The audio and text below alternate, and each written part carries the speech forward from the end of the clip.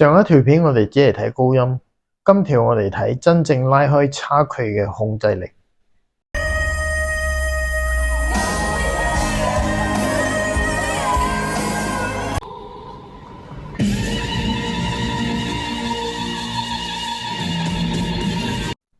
先講 Ellie 嘅聲音唔止係力量，佢最大特點係控制住力量。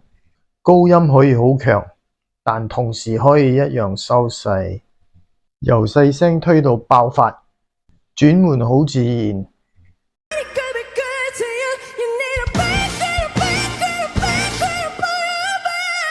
而家到周深嘅聲音唔靠大力，係靠穩定同細節。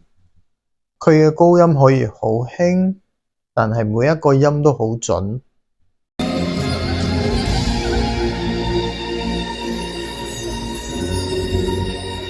而家到 Ellie 嘅能力：第一，強力高音控制；二，穩定混聲；三，聲音密度；四，動態控制；五，情緒輸出；六，現場穩定。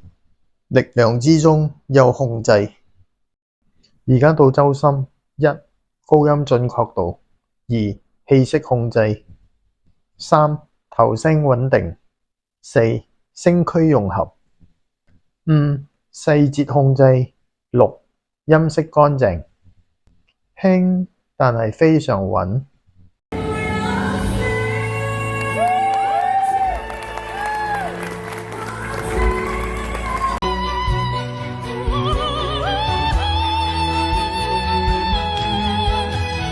所以兩個人最大分別係 Ellie 力量加好控制，周深輕盈加好穩定。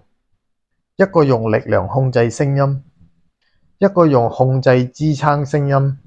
如果淨係講高音，你可能已經有咗答案，但講到控制力，力量型定係穩定型，你會揀邊種？好啦，今日條片就睇到你呢度啦，多謝大家收睇。